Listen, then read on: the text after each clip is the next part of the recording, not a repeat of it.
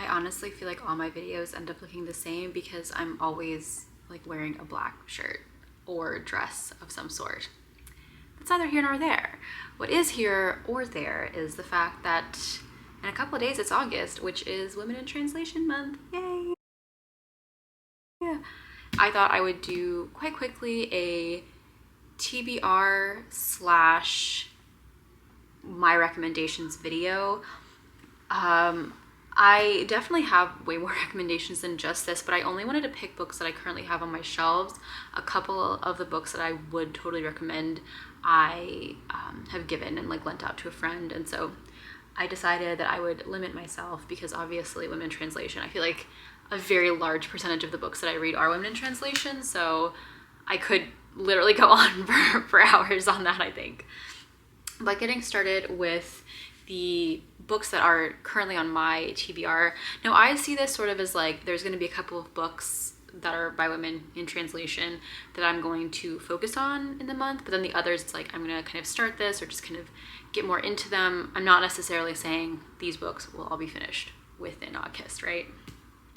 And I'm also doing Slavic summer, so that is going to be a part of this, but I didn't just want August to be a time when I am literally only reading, you know, Eastern European authors. So there are a couple in here that I do hope to touch that won't be fitting with that theme.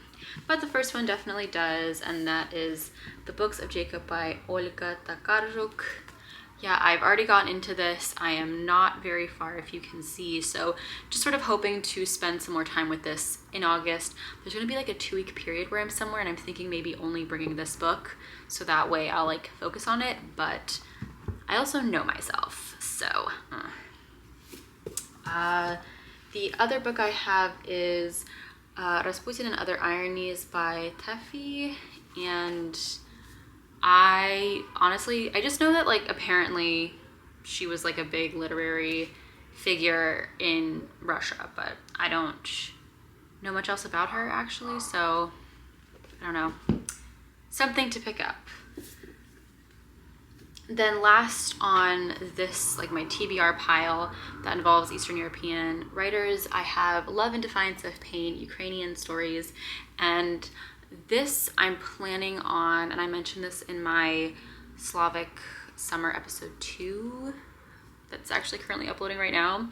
My plan is to pull out the women, and like if there's anything that's like not translated, I wouldn't read that, but I think most of these are translated.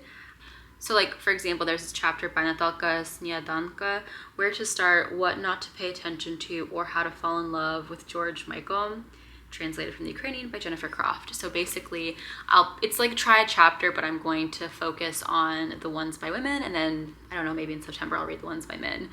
And I don't know, I think that's kind of, I'm almost opposed to like trying a chapter. I just don't feel like that would work for me as a reader, but I think perhaps that's sort of a good way of like getting involved in something where it's like, it's not that I'm going to be trying a chapter, it's that I'm going to be reading this book perhaps out of order slightly.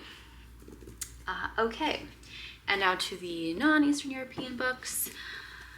I've had this book for over a year. It's Cursed Bunny by Bora Chung. It was International Booker nominated like a year or two ago, I can't remember when. Translated by Anton Her, and yes, I've just had this on my list. I feel like everyone I know who's read this has raved about it, so we have that. Then I have Woman Running in the Mountains by Yuko Tsushima, and I don't know, it has who the introduction's by, but who translated this? And this book to me seems Geraldine Harcourt. This book is about, I actually know what this one's about, a woman who is a single mother, and I think the father of her child was married or something, and just dealing with the cultural ramifications of that. Yeah, I know that this is exactly my sort of style of book, so definitely want to get through that one. And then up next, Mieko Kawakami, All the Lovers in the Night. I have had this book sort of on my list for a while, and I last year read Breasts and Eggs. Like I finished Breasts and Eggs during the Women in Translation month, so I thought it would kind of be cool to pull out Kawakami again.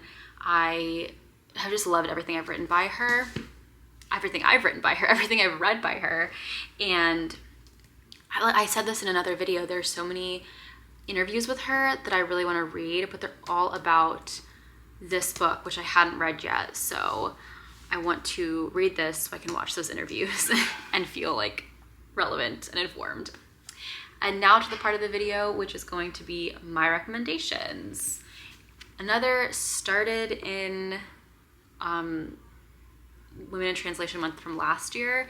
So I started this last year, finished this month. Yikes. Svetlana Alexievich's The Unwomanly Face of War.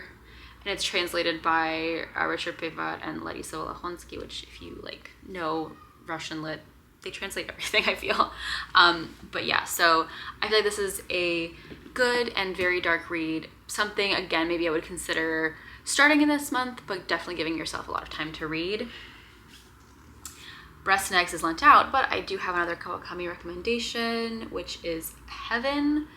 I'm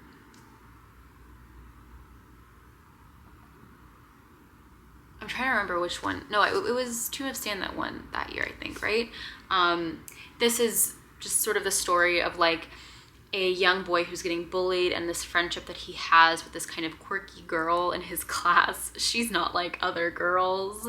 And I think it takes a look at bullying and then also takes a look at, I think, like mistreatment of society to certain people who are different. Like I think that a lot of what happens to these kids can be like allegorical to like what happens in the world. And I think that in general about children, like oftentimes they are an example of like the larger injustices that are performed, you know, around the world, but like it's this like small snapshot of that.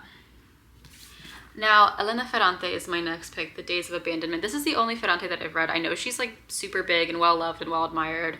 I feel like this, who translated this? Man, these Europa books, they're really hiding the translators. Translated from Italian by Anne Goldstein. I don't think I mentioned the translators for this one. If I had to guess, it's gonna be David Boyd and Sam something.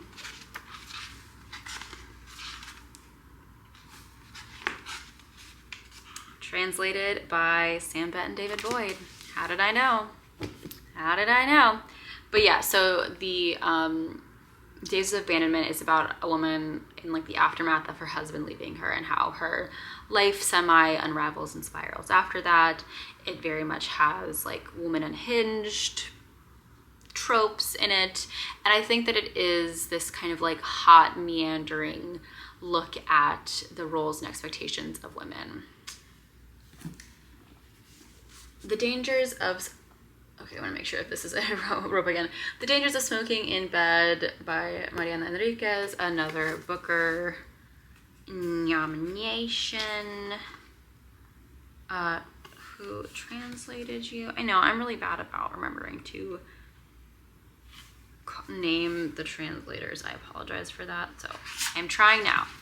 Translated by Megan McDowell. Just amazing short stories, like nice, cool, creepy. If you're not going to read that one now, read that one during like spoopy season because it's very spoopy. Okay, this one, Strange Weather in Tokyo by Hiromi Kawakami. I have a whole video like specifically dedicated to this book, and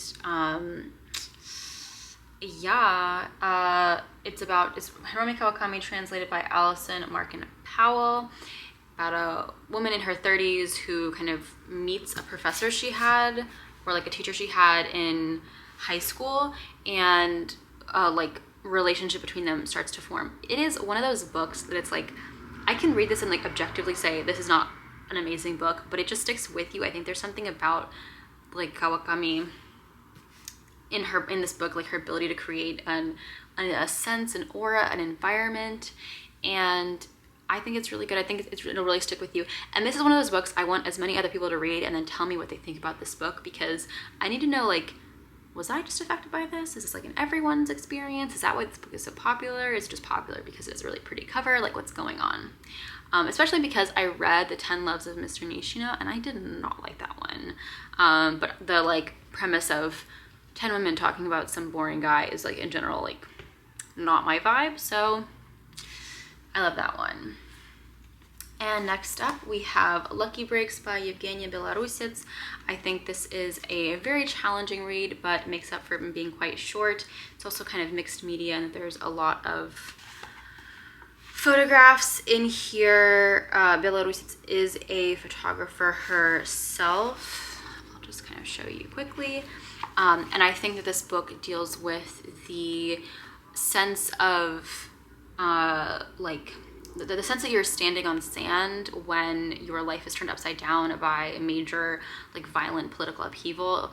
Political upheaval in the sense is not, I think, the right term. It's like what happens when Russia decides to just like attack your land and now you have to deal with war. And this is actually written post 2014.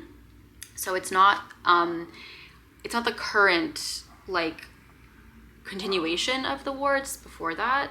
And so she's talking about like the Donbass area and the war zone there. And I think that this book just kind of shows these people who are going on with their lives, but there is a sense of like chaos around them. Like, I'm going on with my life, but everything is wrong. Like, nothing makes sense anymore. And I think that the book itself also focuses on women in this place. And I think this is like definitely a reread. I don't know if I'll reread it now, but I will at some point reread this book just because also it is not an easy one to get through. But yeah, and I think it's very beautiful. This one is kind of an old book. I haven't read this. Like, I read this so many years ago, but it is Shanghai Baby by Wei Hui. And who is the translator for this? This book was actually banned. It was translated by Bruce Humes, and it was banned because it's like talking about like drug use and sex and stuff. But I think it's kind of just an interesting semi like noir, but I feel like this is like a good visual of this, like a hot pink noir tale of like love and hurt and, you know, the just like it's very dramatic. It's a very dramatic read, which is not really my sort of style. But yeah, I think there's something in this book that is like slightly grungy enough to be quite enjoyable. And I think, yeah, it's like always sort of interesting to see like what causes a book to be banned. And I think this one, it's just like its sort of raw sexuality could be something. And I think even seeing it from this like female perspective, there's always something like I don't know, like a little dirty, but in a very like a really appealing way, like an appealing dirt, an appealing patina, I should say, that accompanies this novel. And I think it's like, I read it years ago, but I still think it's kind of one of those ones that I'm like, this is kind of good. I want more people to read this and like talk to me about how they feel about it. And the last two, I'm just gonna pick them up together. They're both Sayaka Murata. Who translated, you guys? Is it gonna be Bets and Boyd again? We shall see, we shall see. No, it's Ginny Tapley Takemori for Convenience Store Woman. And for, and same translator for Earthlings, which I guess makes sense. These two books, I feel like she is just one of those powerhouses. When Westerners conceive of Japanese lit, she is like one of the faces that I think immediately pops up, especially contemporary lit. And I think these two books have similar themes, but are like polar opposite expectation. Convenience Store Woman is almost this calm, meditative reflection on being a cog in the machine, on not wanting to live up to expectations, on not conforming to social expectations, and takes place around a woman who works at a convenience store. Earthlings is talking about not conforming to societal expectations, but from the background not of perhaps neurodivergence, but from the background of like immense trauma, and then the need to portray the image of conforming whilst at the same time, like in your heart of hearts, like completely breaking down. And it is it is wacky. Like, you need to go into this because the way the book describes it, you think you're kind of going in for like a cute little weirdo story. No, no, no. It's a crazy weirdo story. And that's good. I think I can enjoy that. I appreciate a weird, crazy out there. But at the same time, I think that, you know, like, I don't know. You need to be prepared for that, because if you're coming in thinking it's going to be kind of cute and then you're faced with some like very deep trauma, it's a lot. So read that, but, you know, be warned. If something starts to feel a little bit like it might be too heavy for you, exit immediately. It will not get better. But yeah, that's kind of my last suggestion currently. And I can't wait for the reading month to begin. I mean, it's like 2 days away, but still, I can't wait. And I'm super excited. I hopefully will have more time to read, just with like how I'm planning my month to go. I'll hopefully have a lot of time to read and film videos and talk about stuff. And yeah, let me know what you're planning on reading for Women in Translation Month / any suggestions you have for me. Anyway, I will see you in my next video. Have a great day and goodbye.